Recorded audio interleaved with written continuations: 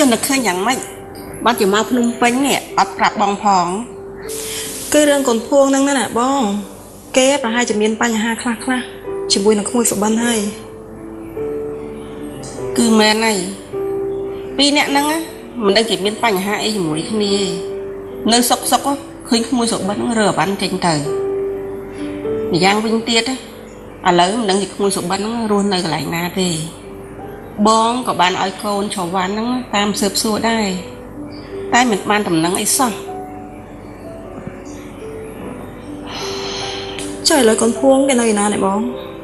អូប្រហែលជានៅក្នុងកតុបព្រោះថ្ងៃនេះជាថ្ងៃអាទិត្យពួកគេអត់ទៅរៀនទេ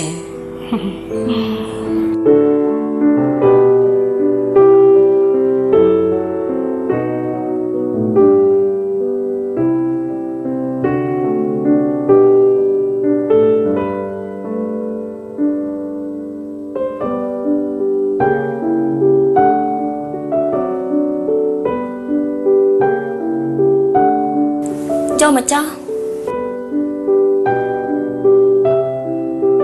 má cứ má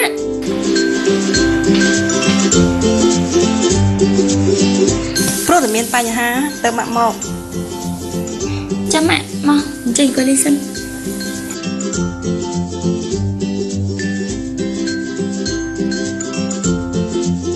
ប្រហែលជាក្មួយសុបិនគេបដូរលេខទូរស័ព្ទទេដឹងបានម៉ាក់ខំមិនចូលសោះអញ្ចឹង មិនមែនអញ្ចឹងទេណាម៉ាក់គាត់បិទទូរស័ព្ទក៏មកពីគាត់ខឹងនឹងខ្ញុំនឹងឯងខ្ញុំបានជួបគាត់នៅសាលាតែគាត់ចិត្តខ្លាំងណាស់គាត់មិននិយាយជាមួយខ្ញុំទេណាម៉ាក់ ដែលម៉ាក់មកនេះព្រោះម៉ាក់ចង់ជួបនឹងក្មួយសុបិនហើយក៏ចង់ជួបក្មួយរៀបអ្នកនោះដែរ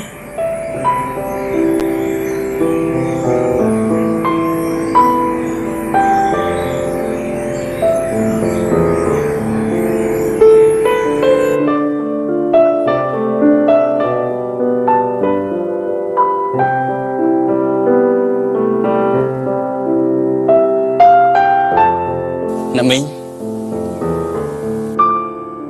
ខ្ញុំជម្រាបសួរ ចាល្អហើយនេះមីងសុំពេលនិយាយជាមួយក្មួយបន្តិចបានទេ បាទអ្នកមីងអញ្ជើញមកតាំងពីពេលណាដែរ មីងមកដល់ពីម្សិលមិញនេះឯងមីងបានបបួលពុករបស់ក្មួយមកដែរប៉ុន្តែគាត់ជាប់រវល់នេះក្មួយមានរឿងអីជាមួយកូនភួងបានជាខឹងប្អូនដល់ថ្នាក់នេះ ខ្ញុំមិនហ៊ានខឹងជាមួយនឹងភួងទេខ្ញុំបានធ្វើតាមទូរនទីដែលអ្នកមីងបកគលឲ្យជាង 3 ឆ្នាំមកនេះភួងគេធុញទ្រាន់ជាមួយនឹងខ្ញុំខ្លាំងណាស់សល់ពេលមិនយូរទេប្រហែលជាប្រហែលខែទៀតពួកយើងបានបញ្ចប់ការសិក្សាហើយភួងក៏ត្រូវការសិទ្ធិសេរីភាពសម្រាប់ខ្លួនឯង នេះជាកំណត់របស់ក្មេងៗមិនមែនជាកំណត់របស់មនុស្សចាស់ទេមីងចង់ឲ្យក្មួយនេះធ្វើតាមកំណត់របស់មីងមិនមែនធ្វើតាមកំណត់របស់កូនភួងទេហើយពេលនេះក្មួយរើអីវ៉ាន់ទៅនៅឯណាដែរ បាទគឺខ្ញុំទៅនៅបន្ទប់ជួលជាមួយនឹងមិត្តភ័ក្តិ កុំធ្វើអញ្ចឹងបានទេមីងសុំចិត្តមីងសុំឲ្យក្មួយសុបិនវិលមកមើលថែកូនភួងដូចពីមុនបានទេព្រោះមីងចង់ឲ្យក្មួយខ្លាចជាបងប្រុសរបស់កូនស្រីរបស់មីងរហូតមិនមែនត្រឹមតែជាបងប្រុស 4 ឆ្នាំនោះទេបងប្រុសណាគឺជាបងប្រុសរបស់កូនស្រីខ្ញុំជារៀងរហូត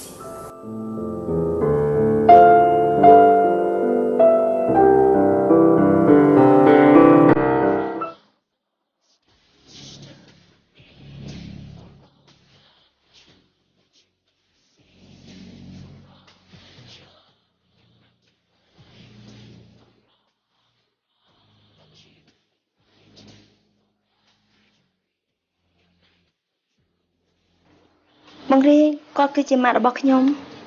អ្នកមីងខ្ញុំជម្រាបសួរ ជំរាបសួរ អ្នកមីងសូមចេញអង្គុយ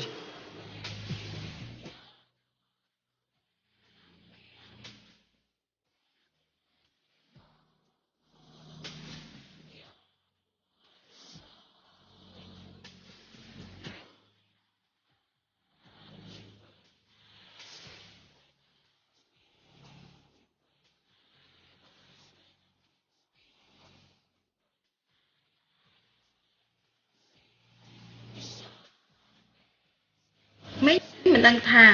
តំណាក់តំណងកូនទាំងពីរដល់កម្រិតណានោះទេតែនៅសុក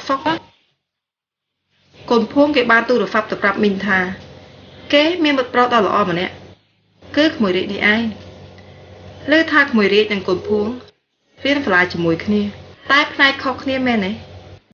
បាទខ្ញុំរៀនផ្នែកផ្សេងចំណែកឯភួងគេរៀនផ្នែកផ្សេងមួយទៀតបាននិយាយទៅខ្ញុំបានឃើញភួងជាយូរណាស់មកហើយគ្រាន់តែមិនសូវបានសិក្សាជាមួយនឹងគេទើបតែមួយរយៈពេលចុងក្រោយនេះពួកយើងទាំងពីរនាក់ហាក់បីដូចជាយល់ចិត្តគ្នាជាងមុនម្យ៉ាងបញ្ហានេះក៏ធ្វើឲ្យមនុស្សមួយចំនួនគេមិនសូវសប្បាយចិត្តជាពិសេសគឺបងប្រុសរបស់ភួងនឹងឯងគេហាក់បីដូចជាមានចិត្តចង្អៀតចង្អល់រវាងខ្ញុំហើយនឹងភួងតាមពិតទៅក្មួយសុបិនមិនបានជាប់សាច់ឈាមអីជាមួយនឹងគ្រួសាររបស់មីងទេតែឪពុករបស់គេធ្លាប់ធ្វើការឲ្យគ្រួសារមីងកាលពីមុនចៃដន្យកូនភួងនិងក្មួយសុបិនត្រូវបានមករៀននៅទីនេះអញ្ចឹងហើយបានជាមីងប្រកល់តួនាទីនេះទៅឲ្យក្មួយសុបិនមើលការខុសត្រូវកូនភួងជំនួសមីងនឹងឯងអញ្ចឹងហើយក្មួយសុបិនគេហួងហែងកូនភួងនេះឯងតែបើតាមស្ដាប់មើលទៅប្រហែលជាមានការយល់ច្រឡំគ្នាបន្តិចបន្តួចម្យ៉ាងការពិព្រឹកមិញខ្ញុំបានទៅជួបនឹងក្មួយសុបិនរួចហើយវាគ្មានអ្វីខុសនោះទេបើសិនជាក្មួយរាជមកសិក្សាជាមួយកូនខ្ញុំក្នុងគោលបំណងល្អតែខ្លាចតែវាមានអ្វីលើសពីនេះពួកខ្ញុំសិតតែមានអាយុជាង20ឆ្នាំហើយ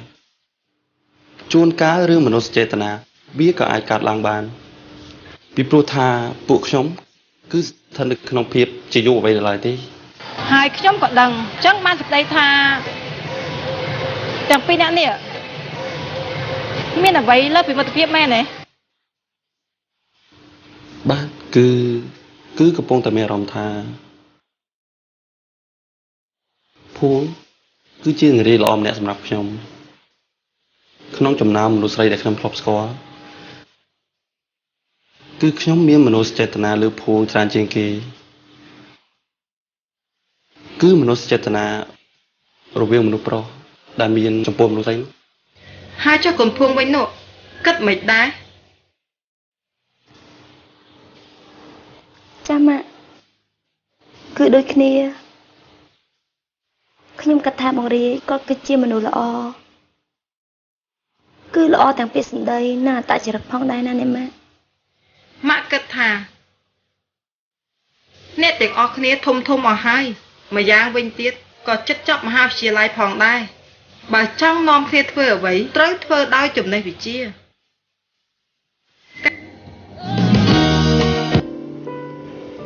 នេះអ្នកម៉ាក់និយាយពីអីក៏នៅមិនទាន់យល់ទេនេះការពិតទៅម៉ាក់បានចាប់កំណើតនៅភ្នំពេញហើយក៏បានធំដឹងក្តីនៅទីនេះតែក្រោយមកដោយសារតែលោកតានិងលោកយាយលេងគ្នាតបតម្រូវឲ្យម៉ាក់ទៅរស់នៅតាមខេត្តវិញចំណែកឯកូនវិញនេះក៏បានចាប់កំណើតនៅទីនោះធំដឹងក្តីក៏នៅទីនោះដូច្នេះត្រូវចងចាំថាយើងជាអ្នកខេត្តមិនមែនជាអ្នកទីក្រុងនោះទេក្មួយរាជម្នាក់នេះគេសង្ហានណាស់ហើយកែវភ្នែករបស់គេគឺពោពេញទៅដោយមន្តស្នេហ៍ហើយម្យ៉ាងគេក៏នៅក្មេងហើយកូនក៏នៅក្មេងដូចគ្នាក្រែងឡងស្នេហាមួយនេះបានត្រឹមតែជាបទពិសោធន៍ណានេះអ្នកម៉ាក់ហាមខត់ខ្ញុំហ៎មិនអញ្ចឹងទេតែគ្រាន់តែប្រាប់ឲ្យដឹងមុនតែប៉ុណ្ណោះឯងចុះចំណែកបងសុបិននោះតាម៉ាក់បាននិយាយអីខ្លះជាមួយនឹងគាត់ម៉ាក់បានហៅគេឲ្យត្រឡប់មកនៅទីនេះវិញតែសម្ដីរបស់ម៉ាក់ណាប្រហែលជាមិនសូវសំខាន់នោះទេចុះបើសម្ដីម៉ាក់មិនសំខាន់តាមានអ្នកណាទៀតដែលធំជាងនេះនោះ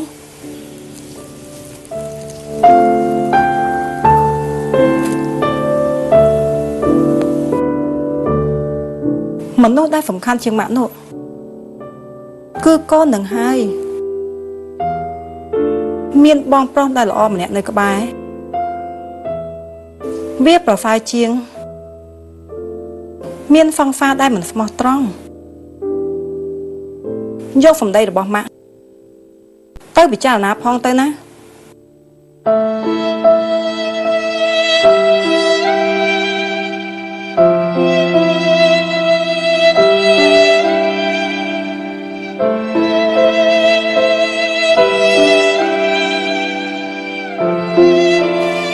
មានបោះប្រកដ៏ល្អម្នាក់នៅក្បែរវាប្រសើរជាងមានសង្សារដែលមានចិត្តមិនស្មោះត្រង់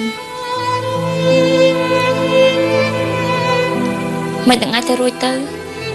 មនុស្សទាំងពីរនាក់នេះគឺមិនដូចគ្នានោះទេម្នាក់ជាមនុស្សប្រុសដែលខ្ញុំស្រឡាញ់ហើយម្នាក់ទៀតគ្រាន់តែជាមនុស្សម្នាក់ដែលមានឱកាសនៅក្បែរខ្ញុំច្រើនជាងអ្នកដទៃតែប៉ុណ្ណោះហើយជាមនុស្សដែលខ្ញុំគ្មានមនោសញ្ចេតនាជាមួយទៀតមិននឹងអាចដូចគ្នាទៅកើតទៅម៉ាក់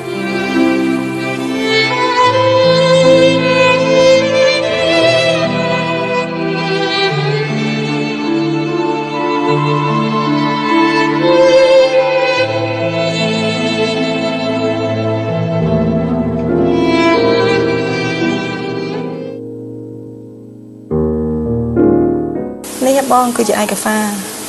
ខ្ញុំមកបកគលជូនបងដើម្បីកុំឲ្យបងពិបាកគឺវាទៅតែអញ្ចឹងហើយណាប្អូនពិតមែនថាផ្ទះនេះជាកម្មសិទ្ធិរបស់ប្អូនសវាយតែបងក៏រស់នៅហើយបងក៏ថែរក្សាតាមការពិតទៅជាន់ការបងក៏ទំនាក់ទំនងជាមួយអាជ្ញាធរគេក៏ត្រូវការច្បាប់ដើមដែរហើយប្អូនក៏ជាប់រវល់ទៅរស់ស៊ីនៅតាមខេត្តបងមិនចង់ទៅរំខានប្អូនហ្នឹងណាចាអ្នកបងខ្ញុំក៏គិតអញ្ចឹងដែរហើយណាមួយកូនស្រីរបស់ខ្ញុំគេក៏បានមករស់នៅទីនេះហើយបន្តិចទៀតគេក៏រៀនចប់គេក៏រកការងារធ្វើដែរហើយមើលទៅទឹកចិត្តរបស់គេនេះចង់ខ្លាចជាអ្នកទីក្រុងខ្លាំងណាស់កុំអារម្មណ៍អីកូនប្អូនណាក៏ដូចជាកូនបងគ្នាយើងមានតែប៉ុណ្្នឹងអ្នកមិនយូរមិនឆាប់កូនចវ៉ាន់ណានឹងរៀនចប់ហើយក៏រកការងារធ្វើពេលនោះយើងចាស់អស់ហើយទុកឲ្យក្មេងៗគេបន្តវេនទៅចាអ្នកបងខ្ញុំក៏បាននិយាយជាមួយនឹងកូនភួងច្រើនណាស់ដែរចឹងចាប់ពីពេលនេះទៅបងកុំខ្លាចគេអីព្រោះអ្នកបងនេះជាភ្នែកជាច្រមុះរបស់ខ្ញុំហើយចុះមួយសបិនគេគិតថាម៉េចដែរឯងបានជួបគេហើយនៅចាអ្នកបងខ្ញុំបានជួបគេហើយខ្ញុំនេះបានសុំគេឲ្យត្រឡប់មកនៅទីនេះវិញដែរព្រោះទីនេះគ្មានមនុស្សប្រុសទេបើសិនជាបានគេត្រឡប់មកវិញក៏ល្អម្យ៉ាងដែរ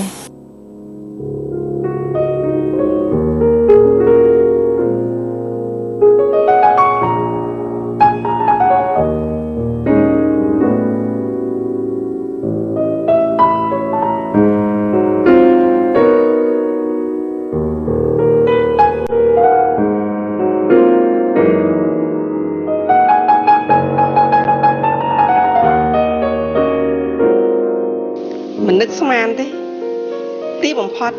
គេយកឯកសារប្លង់ផ្ទះមកឲ្យខ្ញុំស្រួលពេលនេះបានមកដល់ដៃខ្ញុំហើយ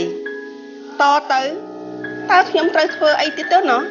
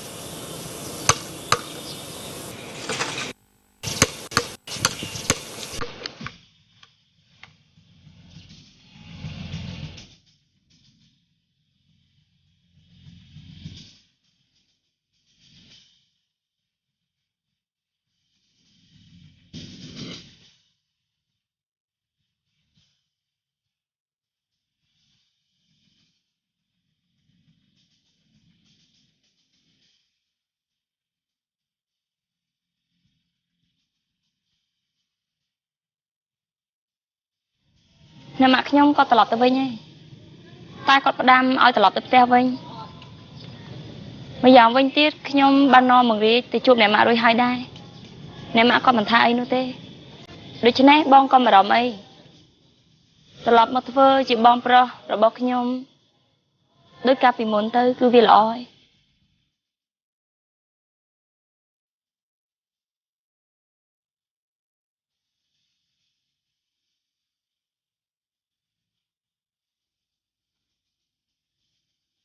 ខ្ញុំនិយាយល្អខ្ញុំធ្វើល្អជាមួយប៉ុណ្ណឹងហើយបើនៅតែមិនព្រមទៀតក៏តាមចិត្ត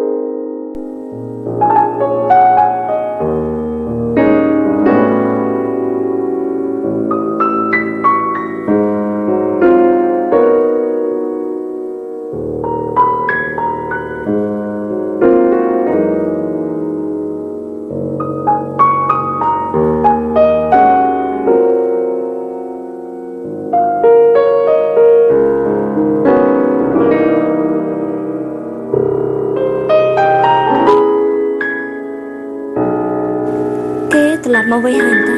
ស្មានតែក្រនបាម៉ាឲ្យចុះគេមកតាំងពីពេលណាម៉ា សួរពីណាគេ គឺបងប្រុសរបស់នាងភងហ្នឹងណាម៉ា ហើយវាយ៉ាងម៉េចបានធ្វើដូចជាភ្ញាក់ផ្អើលខ្លាំងម៉េច ខ្ញុំស្មានតែគេទៅបាត់ហើយបន្ទាប់មកទៀតណានឹងបាត់នាងភងម្នាក់ទៀតហ្នឹងម៉ាហើយផ្ទះនេះនឹងលែងមានមនុស្សមករំខានខ្ញុំហ្នឹងណា គ្មានអ្នកណារំខានអ្នកណាឯងផ្ទះនេះមិនយូរមិនឆាប់នឹងខ្លាយជារបស់យើងហើយកូន ម៉ានិយាយថាម៉េចណាម៉ា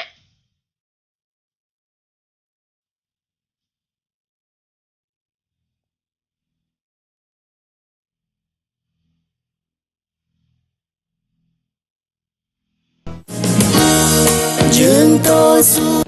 តបដល់ថ្មីទៀតហើយរសជាតិថ្មីប្លែកដែលលោកអ្នកទន្ទឹងរង់ចាំយូរមកហើយនោះបានមកដល់កម្ពុជាហើយនោះគឺខារ៉ាបាវកំពង់វែងហើយ Slim ខារ៉ាបាវកំពង់វែងថ្មីរសជាតិឆ្ងាញ់មានគូប្រៀបផនសាតជាតិស្រវឹងឆាប់រហ័សសម្បូរដោយវីតាមីន B12 B6 បើកម្លាំងជំនួយខួរក្បាលដេញខារ៉ាបាវកំពង់វែងថ្ងៃនេះលោកអ្នកនឹងឈ្នះរង្វាន់ដ៏ច្រើនសន្ធឹកសន្ធាប់ដូចជាម៉ូតូ500គ្រឿងលុយសុទ្ធ1លានរង្វាន់និងខារ៉ាបាវរាប់លានកំប៉ុងទៀតផងខារ៉ាបាវតស៊ូដ៏អស្ចារ្យ គ្រឿងផ្ដល់ឲ្យកូននៅស៊ីមីឡាក់ដែលមាន IQ+ ផលិតឡើងដើម្បីស្រូបយកសារធាតុចិញ្ចឹមសំខាន់ៗជួយទ្រទ្រង់ដល់ការអភិវឌ្ឍខួរក្បាលនិងភ្នែករាល់ថ្ងៃកូនខ្ញុំកាន់តែរឹងមាំមានសុខភាពល្អនិងឆ្លាតវៃស៊ីមីឡាក់ជួយបង្កើនការយល់ដឹងកូនអ្នកតាមរយៈញៀនទាំង5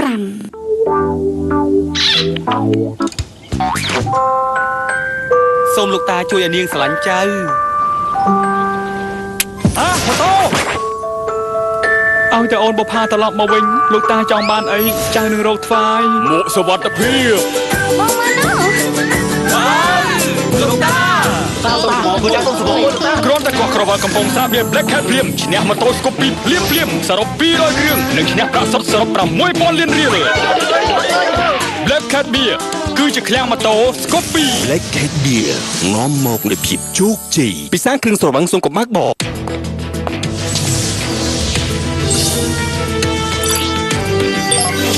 នៅពេលដែលស៊ីម៉ងដំរីត្រូវបានបដូរឈ្មោះជាស៊ីម៉ង SCG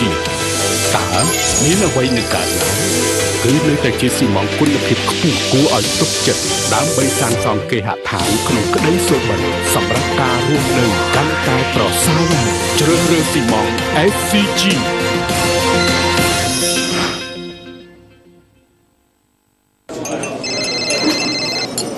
Hello នៅណាហ្នឹង ប៉ា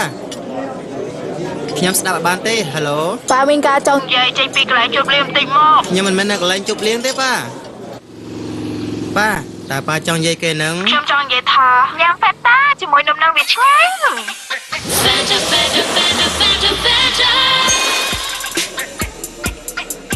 ឆ្ងាញ់មែនមកណាប៉ា ញ៉ាំហ្វេនតាលេងឥឡូវនេះ មនុស្សប្រុសមានឡានមានផ្ទះមានលុយប៉ុន្តែគ្មានសុខភាពល្អការរស់នៅបែរជាបាត់បង់ភាពរីករាយទាំងស្រុង មានជំងឺរូបបរោះសូមកុំព្រួយបារម្ភ Victoria អាចជួយដោះស្រាយអ្នកបាន នោមទាស់នោមឈឺនោមញឹកមានការឈឺចាប់ទៅ Victoria បន្ទោបង់បានស្រួលហើយ អសមត្ថភាពឆាប់ចេញទៅកាមមានអារម្មណ៍ទើសទាល់ទៅ Victoria ប្រពន្ធពេញចិត្តហើយ មិនអាចមានកូនឪពុកម្ដាយមានការទស្សនាទៅ Victoria ប្រពន្ធមានទម្ងន់ហើយ ស្បែកគ្របឡើងវែងមិនមានភាពសុខស្រួលបន្ទោសខ្លួនឯងទៅ Victoria ដោះស្រាយតែម្ដងជាការស្រេច មើលរូបបរោះអ្នកដែលធ្លាប់ទៅ Victoria សុទ្ធតែខាល្អលេខទូរស័ព្ទ Victoria 023951111អាសយដ្ឋាននៅកាច់ជ្រុងស្តុបសាមនអង្គខណ្ឌទួលគោករាជធានីភ្នំពេញ យើងតស៊ូដើម្បីភាពជោគជ័យ ការរួមបញ្ចូលយ៉ាងល្អឥតខ្ចោះរវាងសុផាន់ភាពនិងភាពរឹងនៃបច្ចេកវិទ្យាកម្មពលទីតាញោមស៊ីម៉ង់ឥន្ទ្រីពេជ្រ នាំមកជូនដោយស្រាបៀរអង្គរប្រទេសខ្ញុំស្រាបៀរខ្ញុំ Pass on the goods Highland Decanol ជាទីឋានធម្មជាតិរបស់លោកអ្នក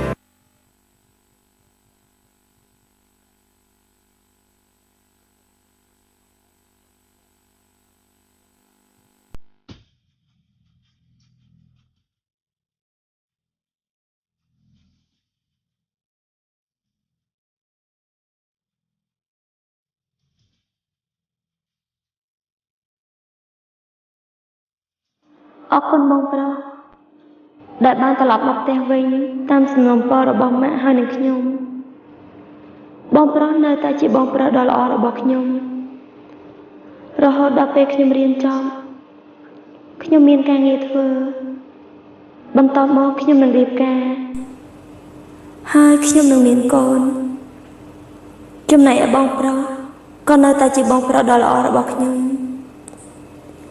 យើងនៅតែជាបងប្អូនល្អជាមួយគ្នារហូតដល់ចាស់រហូតដល់ពួកយើងមានកូនមានចៅរៀងខ្លួនមែនទេបងប្រុសហើយនេះគឺជាសមតោខ្ញុំទុកឲ្យបងប្រុសជាតរៀនចំណែកខ្ញុំបងក៏មិនបារម្ភអីព្រោះមានបងរាយគាត់មកជូនខ្ញុំជារៀងរាល់ថ្ងៃហើយ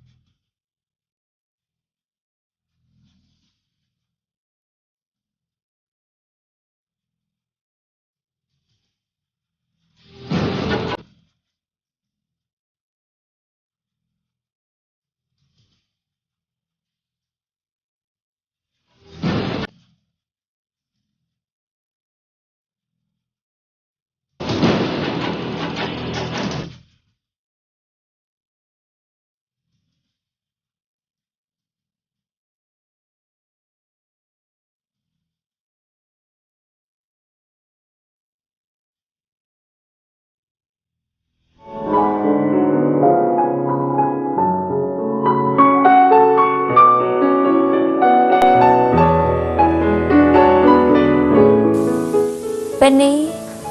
ប្រហែលជាបងសុបិនបានឃើញកូនសោនឹងกระดาษមួយស្លឹកនោះហើយប្រសិនបើគាត់បានឃើញហើយគាត់បានអានគាត់ច្បាស់ជាសប្បាយចិត្តមិនខានព្រោះថាពេលនេះគឺខ្ញុំព្រមទទួលគាត់ធ្វើជាបងប្រុសអស់មួយជីវិតហើយ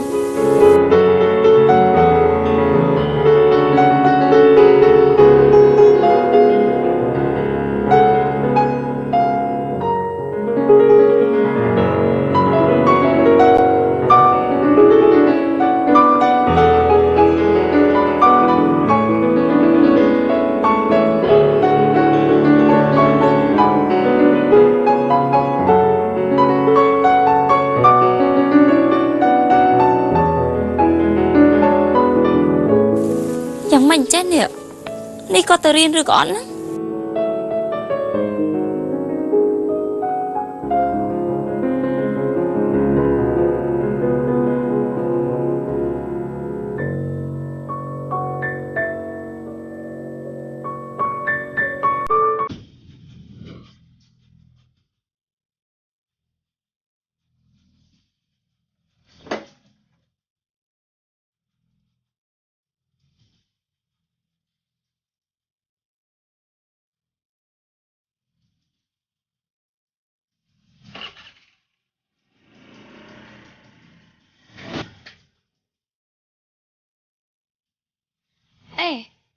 មិនចេះនេះ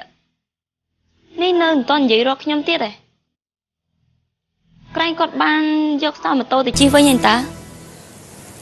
ចឹងមានន័យថាគាត់ច្បាស់ជាឃើញលិខិតរបស់ខ្ញុំឯងគាត់គួរតែសប្បាយចិត្តហេតុអីក៏អញ្ចឹងទៅវិញ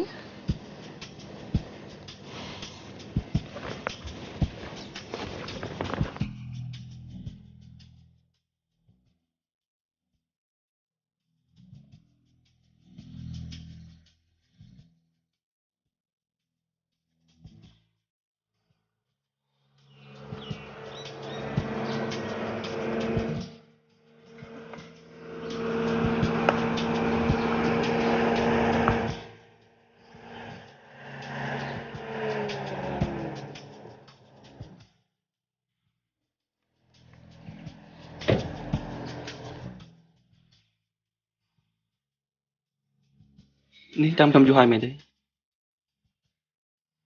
ចា មកយើងឡើងទៅ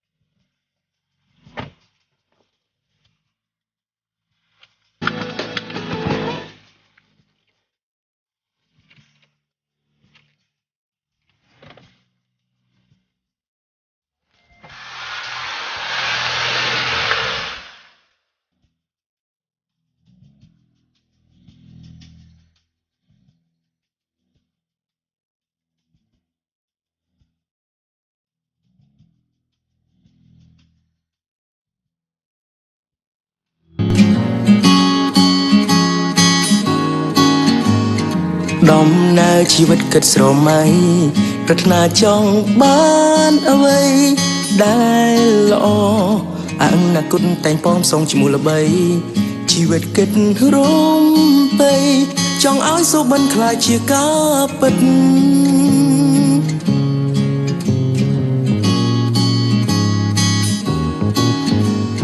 គ្មានអ្វីអាចខុសពេលវេលាមានដំ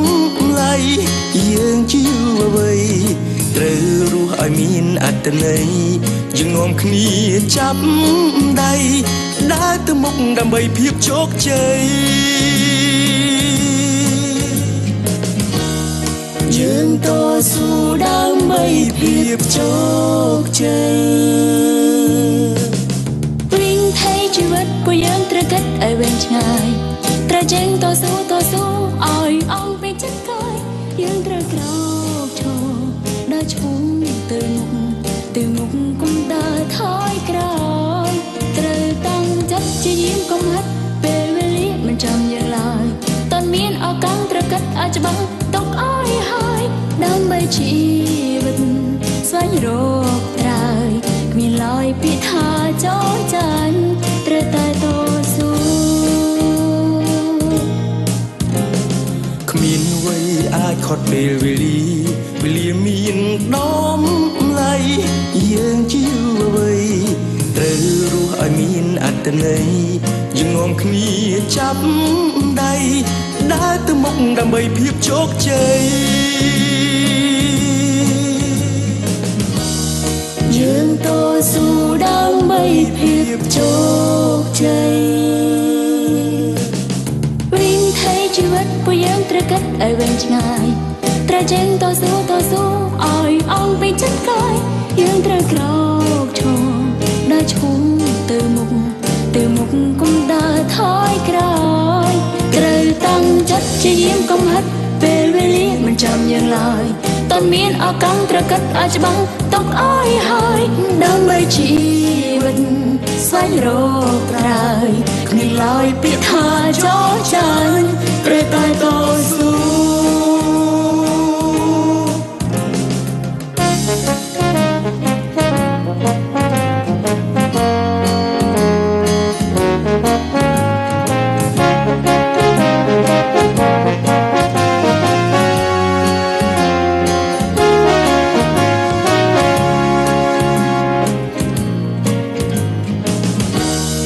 យើ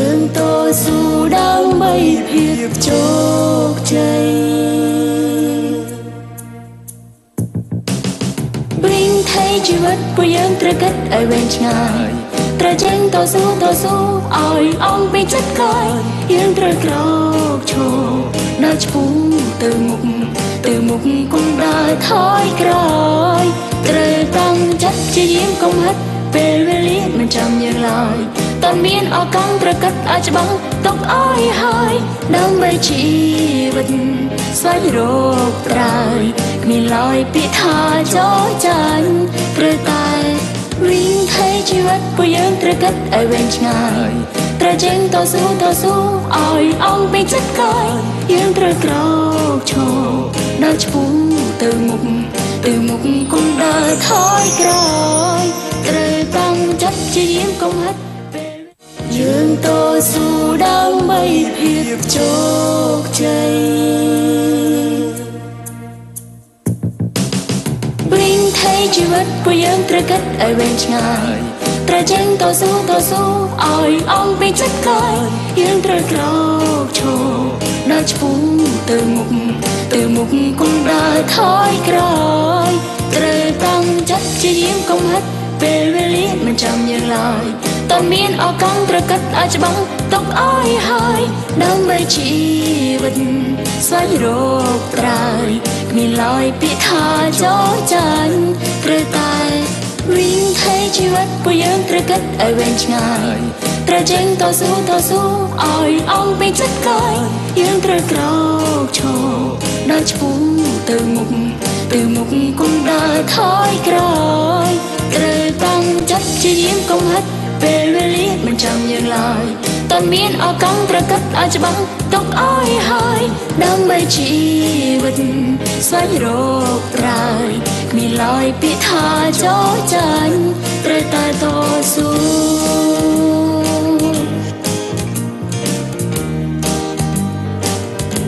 ត្រូវតែតស៊ូ